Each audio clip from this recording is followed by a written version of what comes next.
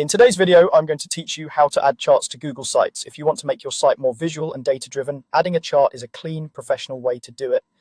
Google Sites pulls charts directly from Google Sheets, so the chart you embed will reflect the data and design you've already created in a spreadsheet.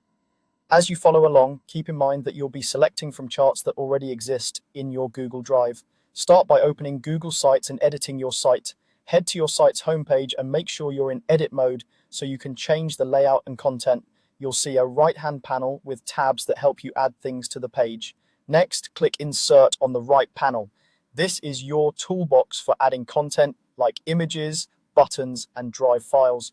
In this menu, you'll find the option that connects your site to charts you've made in Google Sheets. From there, select Charts. This tells Google Sites you want to embed a chart rather than upload an image or paste a link. It opens a picker that shows files from your Drive, helping you locate the spreadsheet that contains the chart you want.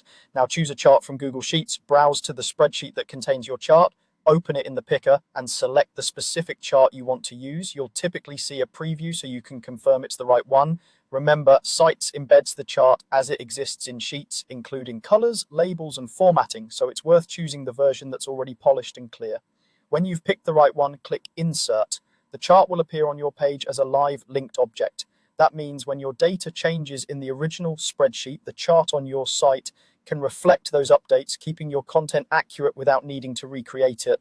Finally, resize and position the chart. Click the chart to reveal the blue handles around the edges, drag a corner handle to scale it proportionally, and use the side handles for fine adjustments. Move it by clicking and dragging until you see the alignment guides, which help you snap it neatly into your layout. Aim for a size that keeps numbers legible and labels easy to read, and leave enough space around it so the page doesn't feel cramped. If your site uses columns, align the chart within a column for a balanced look, and consider how it will appear on smaller screens so it remains readable. And that's it. You've opened your site, used the Insert panel, selected charts, chosen from Google Sheets, inserted the chart, and arranged it so it looks great on the page.